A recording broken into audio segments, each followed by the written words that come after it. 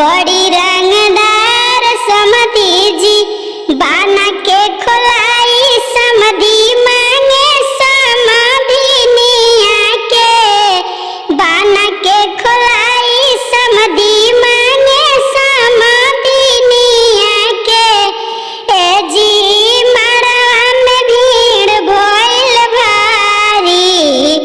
बड़ी रंगदार समधी जी गइयो नली हले भैंसियो नाली हले हो नाली हले बोल औरी पाड़ी